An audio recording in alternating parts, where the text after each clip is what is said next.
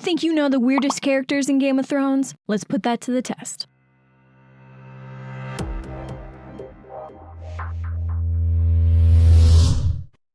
What's up, friends, and welcome to Weird Westeros, where I go over weird histories, lores, and theories from A Song of Ice and Fire. Just because the show is over doesn't mean we can't still talk Game of Thrones. Today, I'm covering the 5 weirdest Game of Thrones characters. With that said, let's get into it.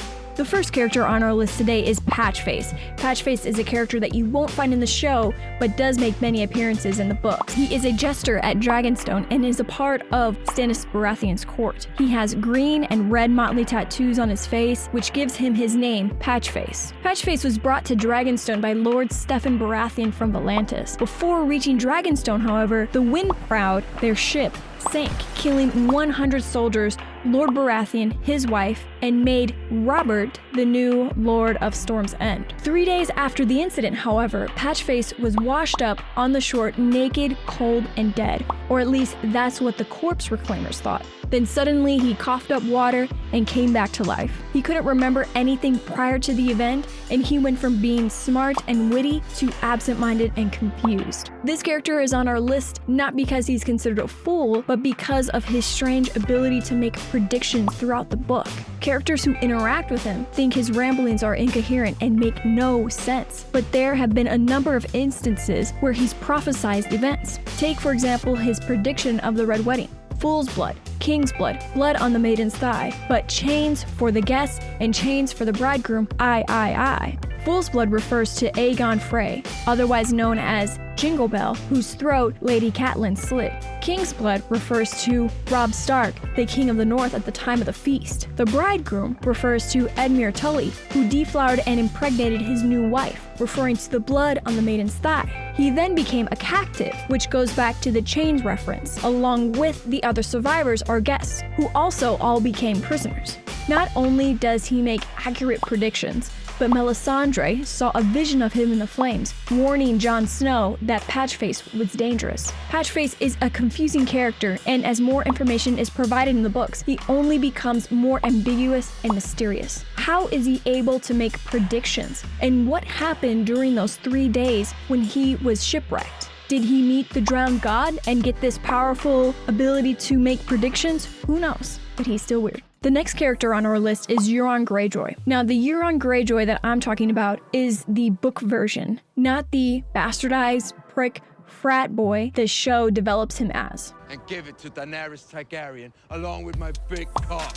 I'm talking about the mysterious, elusive, and very, very dangerous Euron Greyjoy from the books. Euron is a conniving, scheming, power-hungry man who plots from the shadows. He was banished by his brother, Lord Baelon, because Euron raped the wife of his other brother, Victarion Greyjoy. As the captain of the Silence, called this because his crew is entirely made up of mutes whose tongues he ripped out, he travels the world on Silence, exploring dangerous areas in the hopes of gaining more power. He claims he's traveled to Ashai, the Smoking Sea, and Valyria. Possessions he's acquired so far are a dragon's egg and dragon binder, a large dragon horn styled with Valyrian glyphs. Mokoro, the Red Priest, claims that if the horn is blown, it will kill the person who blows it. This horn is important because it's apparently powerful enough to also tame dragons who hear it. Euron is on our list because he deals in magic and shadows. He uses spell and magically embedded objects to get the things that he wants. Nothing about him is clear other than the fact that he wants more power at any cost. He's sneaky, manipulating, and sadistically bends others to his will, quenching his thirst for power.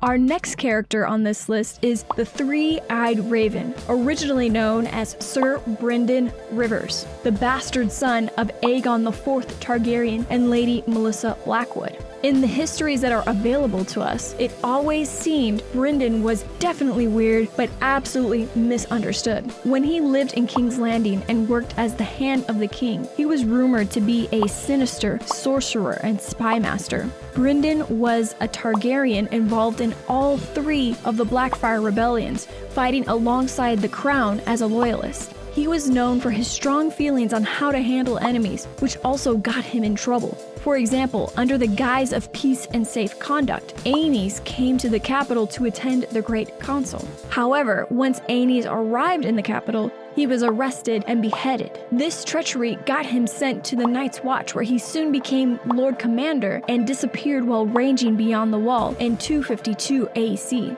After many years, we find that Rivers has become the Three-Eyed Raven, appearing in Bran's dreams as the Three-Eyed Crow and guiding him through his journey of becoming a powerful Greenseer and eventual new Three-Eyed Raven. He's weird because his actions don't always match what we think are his motivations. He says all he does is for the good of the realm, and he follows his convictions to the end, but it's not always clear what his vision is for the realm. As a mystical Greenseer, Three-Eyed Raven, we speculate that he has been involved with listening and potentially influencing many events across Westeros and Essos. He is mysterious because his motivations are simply just not clear, but that makes him interesting nonetheless. For our next character, the God on Earth, he makes this list because to me, he sounds like a straight-up ancient alien. Let me explain. Yi Ti, a region in Essos, was first ruled by the God on Earth, the son of the Lion of Night and the Maiden Maid of Light. This God on Earth was said to have ruled for 1,000 years and then finally ascended to the stars to join his forebears. If this doesn't scream Ancient Aliens to you, then you haven't seen an Ancient Aliens episode. I only suggest watching it because it's straight up comedic entertainment and not for anything truly educational, but let's move on. This character is on our list because there aren't many records on this God on Earth, and considering what the current tales suggest, there are many parts of this that are still very mysterious. Are there aliens in Game of Thrones? And I know the last question sounds crazy, but I actually want to cover that in another video, because my thought is that it's possible. Now, moving on to our last weird character, the Bloodstone Emperor is also from the realm of Yi Ti. After the descent of God on Earth, his eldest son took the throne and passed power down as such over the years. Each emperor that ruled for centuries, but each subsequent rule was a bit more troubled than the last.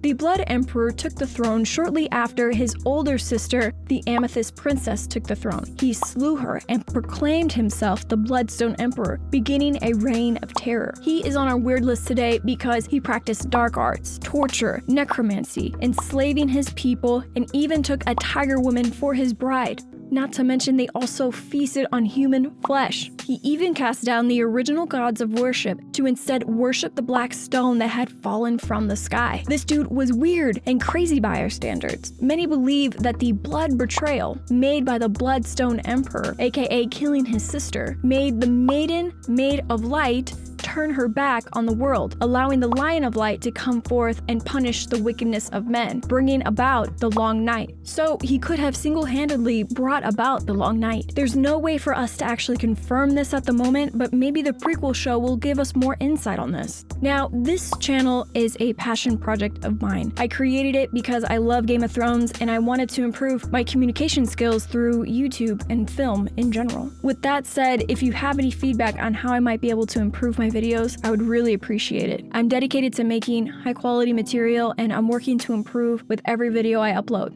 So my fellow creators out there, if you have any feedback, I'm all ears. I really appreciate it and thank you so much.